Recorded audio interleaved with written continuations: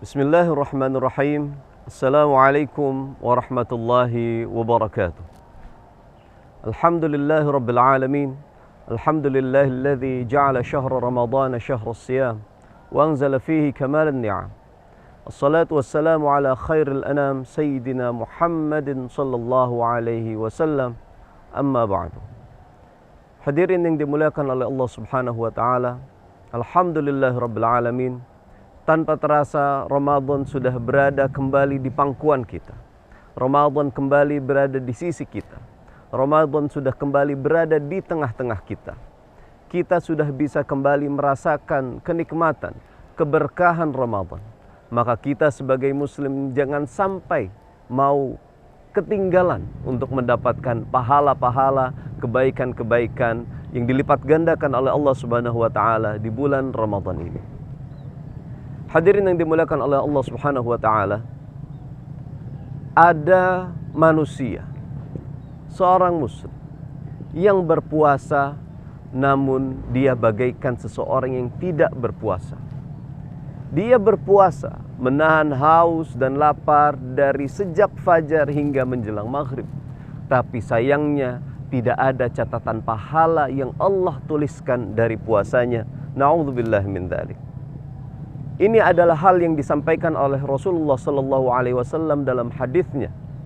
Qala Rasulullah sallallahu alaihi wasallam, "Man lam yada' qaula az-zuri wal 'amala bihi, falaysa lillahi hajatun min an yada'a ta'amahu wa syarabahu." Rasulullah sallallahu alaihi wasallam bersabda bahwa barang siapa yang tidak meninggalkan qaul az-zur. Qaul az-zur di sini diartikan sebagai perkataan dusta, perkataan bohong, perkataan yang tidak manfaat, perkataan yang buruk, dan masih banyak makna lainnya.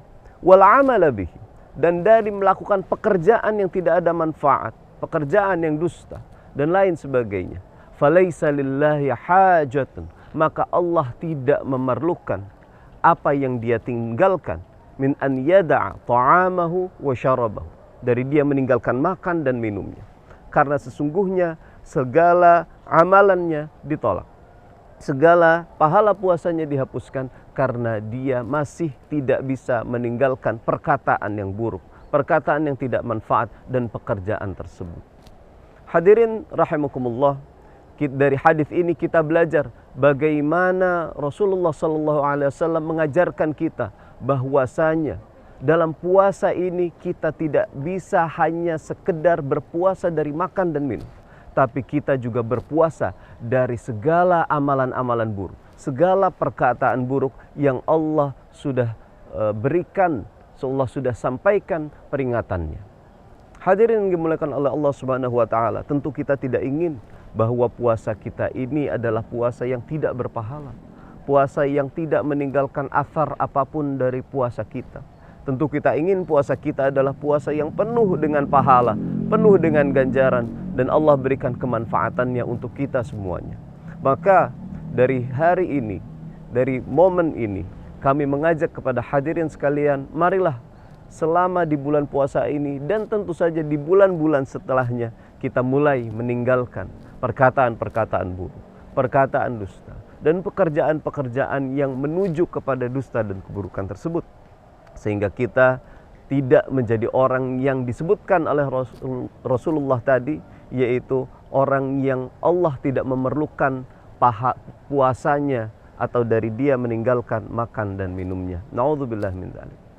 Dari hadis ini juga kita belajar bahwa yang kita puasakan bukan hanya sekedar perut saja, tapi juga seluruh jawarih, seluruh anggota tubuh kita dari menahan hawa nafsu.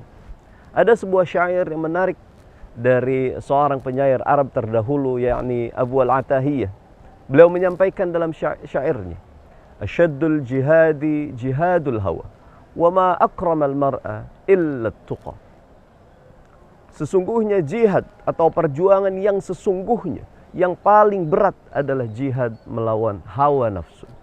Dan sesungguhnya manusia yang paling mulia adalah manusia yang bertakwa.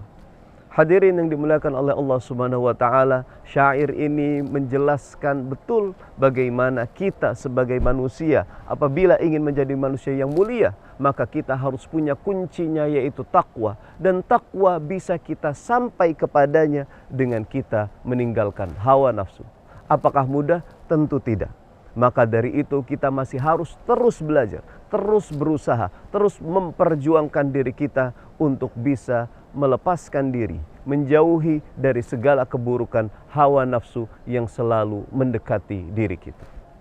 Hadirin yang dimuliakan oleh Allah Subhanahu wa taala, semoga Ramadan ini memberikan kita kebaikan, memberikan kita tujuan, memberikan kita dorongan untuk bisa menjadi manusia yang lebih baik lagi. Dan semoga segala amalan-amalan kebaikan di bulan Ramadan ini Allah dawamkan, Allah lanjutkan keistiqamahan untuk kita melakukannya di bulan-bulan setelah Ramadan, insya Allah. Demikian yang bisa kami sampaikan. Mohon maaf atas segala kekurangan. Hadanallahu wa iyyakum ajma'in. Wal 'afwu minkum. Assalamualaikum warahmatullahi wabarakatuh.